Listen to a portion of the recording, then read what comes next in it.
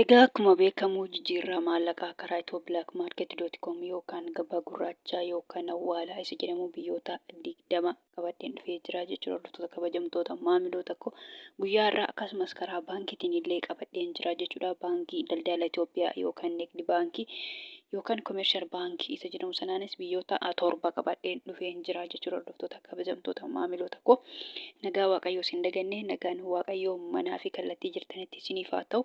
Warroonni mana kanaaf haaraa taatan noora manni kun mana keessanii chaanala kana sabiskiraayib sheer laayik gochuu hin dagatina. Warroonni mana kanaaf maatii taatan immoo sheer laayik gochuun viidiyoo kana daawwadhaa isiniin jedhan gadhumaatti maaliif viidiyoon kun daqiiqaa 7 yoo akkam baay'ate daqiiqaa 7 fi walakkaadha jecha. Bakka daqiiqaa gabaabdha malee daqiiqaa baay'ee waraabu jechuudha. Salphumatti viidiyoon koo gabaabaadha jechuudha. Egaa amma guyyaa har'aa immoo karaa Itoophiyaak.com yookaan gabaa gurraachaan dabalee jira jechuudha. Kan kaleerra dabalee jira jechuudha. Baay'ee dabalee jira jechuudha. Kan saantiba 20 saantiba 50 birrii tokkollee dabalee jira jechuudha. Salphumatti guyyaa har'aa karaa Itoophiyaak.com yookaan gabaa gurraachaan biyyoonni hundumtuu dabalanii jiru jechaadha. Egaa amma akkuma beekamu yeroo hundayyuu doolaarii Ameerikaa irraa hin kaararree doolaarii Ameerikaa irraa hin kaa jechuudha. Ameerikaa doolaariin tokko karaa Itoophiyaak.com yookaan gabaa gurraachaan birrii 100 fi birrii 59 fi saantiba 13 sharafachaa oolan yookaan jijjiirrachaa oolanii jechuudha. Karaa baankiitiin immoo baankii daldala Itoophiyaa yookaan Nigdi baankiitiin birrii 100 fi birrii 24 fi saantiba 00dha. Kana jechuun birrii 100 fi birrii 24 jechuudha. Baankii daldala Itoophiyaatiin guyyaa har'aa doolaariin tokko jechaadha. Kan itti aanu Kanaadaadha. Kanaadaa doolaariin tokko karaa Itoophiyaak.com yookaan gabaa gurraachaan yookaan awwaalaadhaan birrii 100 fi birrii 14 fi saantiba 10 jechuudha. Karaa baankiitiin immoo baankii daldala Itoophiyaatiin Kanaadaa doolaariin tokko guyyaa irraa birrii 84 fi saantiba 62. Awustiraaliyaa doolaariin tokko karaa Itoophiyaak.com yookaan gabaa gurraachaan birrii 100 fi birrii 2 fi saantiba 92. Kan itti aanu hoomanii hoomarri haalli tokko karaa Itoophiyaak.com yookaan gabaa gurraachaan birrii 400 fi birrii 13 fi saantiba 43. Duuba dirhaamiin tokko karaa Itoophiyaak.com yookaan gabaa gurraachaan birrii 43 fi saantiba 27. Karaa baankiitiin immoo baankii daldala Itoophiyaatiin duuba dirhaamiin tokko birrii 33 fi saantiba 76. Kan itti aanu Saawud Arabiyaadha. Saawud Arabiyaa hariyaalli tokko karaa Itoophiyaak.com yookaan gabaa gurraachaan birrii 42 fi saantiba 39 jechaadha. Karaa baankiitiin immoo Saawud Arabiyaa hariyaalli tokko baankii daldala Itoophiyaatiin birrii 33 jechaadha.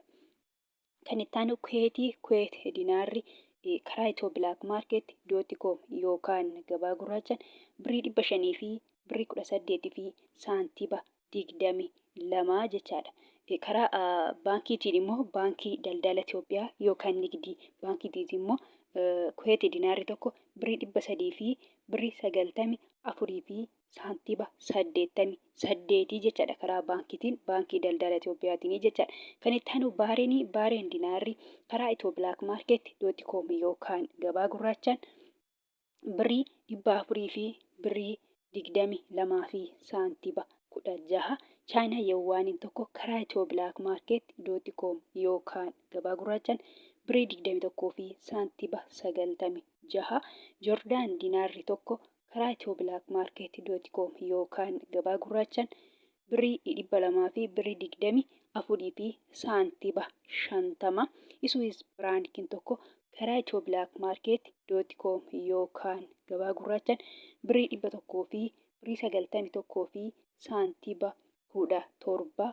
Paawundi sterlingiin tokko karaa Itoophiyaak.com yookaan gabaa gurraachaan birrii 200 fi birrii 11 fi saantiba 64. Akkasumas immoo karaa baankiitiin baankii daldala Itoophiyaatiin paawundi sterlingiin tokko guyyaa har'aa birrii 100 fi birrii 52 fi saantiba 8 jechaadha karaa baankii daldala Itoophiyaatiin jechaadha.